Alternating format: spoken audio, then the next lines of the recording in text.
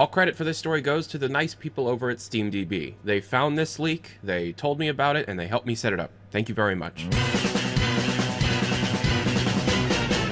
Steam.db picked up a perfect world update for CSGO, essentially the Chinese build of Counter-Strike Global Offensive, and accidentally left within it was the new library. The thing that we've been waiting for like a year and a half for Steam. The new library for the Steam client was just in that update. Anybody can find it and download it, and essentially you just push that into your main Steam directory, make a shortcut with -new lib, and then you're using it. The new library is something to behold, and it's based on a completely separate program, surprisingly. I tried to record this using OBS window capture, and when targeting the window of Steam, it's just a black screen. Like the chat, this is based on web UI, so it's probably going to eat up a lot more RAM than what we're currently used to with Steam. So what kind of features can we expect of this new library? Significantly better organization, especially for people with very large libraries like myself. I have like 1,200 games, and essentially what you can do is create categories on the fly to then be automatically added permanently into your library, separating things out by type of game, genre of game, software or games, if you've played it, if it's installed, if it's VR, and then immediately create its own category that gets thrown into your library forever, and then you name it whatever you want. Not only that,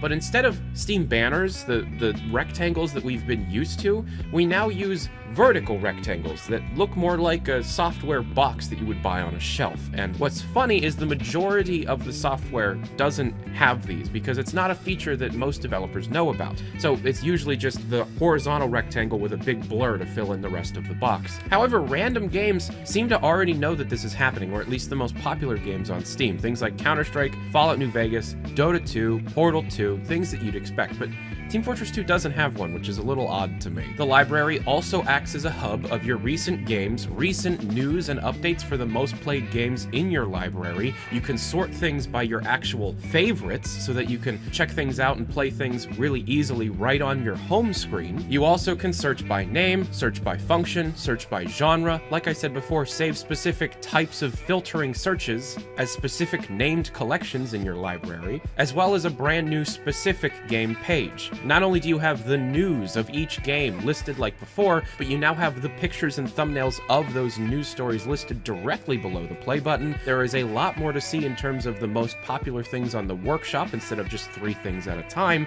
and it's much easier to see exactly who is playing. It's not just the picture of your friend, it's the picture, the name, and if it has integrated Steam support, the game and map that they're playing, right on the main game page. Also, it's a small feature, but if you collect trading cards for specific games, if you scroll down below the friends playing the games, the trading cards are just listed right there. And if you mouse over the cards you already have, they actually are given some kind of 3-dimensional textured look. Clicking on the cards also opens up the wallpaper that each card hides. A little broken, you can't resize the window and it doesn't fit a 1080p screen. This is all work in progress in a beta, by the way. The activity feed, which for the longest time was just hidden under the community tab, is now integrated in within each game. So if you're someone like me with hundreds of friends, you essentially see what everybody is doing specific to each game right in the Steam library. That is going to make the social features significantly more popular to use because it's not buried somewhere within the Steam client. Another small feature, but interesting, is if you go to a game's page and it's had an update since you last played, it'll tell you. So for example, I haven't played Counter-Strike since the last patch, and it's telling me this game has been updated since you last played. Very interesting stuff. It also allows you to resize the logo on the banner on the specific game page, allowing you to resize and reposition where the logo ends up on each of the games. However, using Sekiro Shadows Die Twice as the thing that you can adjust, it's probably something to do with this is in beta and obviously still in development. However, it is functional. It has all the features we were promised. This is probably closer than we're expecting. What we're missing are changes to the actual client. The library is now a separate app that's running inside of Steam, but the actual client UI appears to remain the absolute same right now. I don't know if this has anything to do with the fact that this is in beta, but the client itself needs a bit of an overhaul, and we might be getting that. But as of now, what's leaked doesn't change anything about the base client. Things like community, workshop, inventory, and the store hopefully will get a facelift alongside this library to unify everything together. Because right now, only the chat and the library within this leak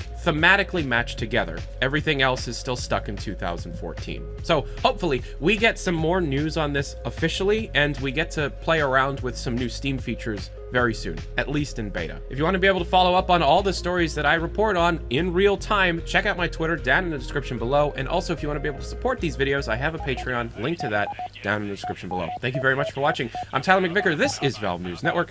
Have a good day. Adios.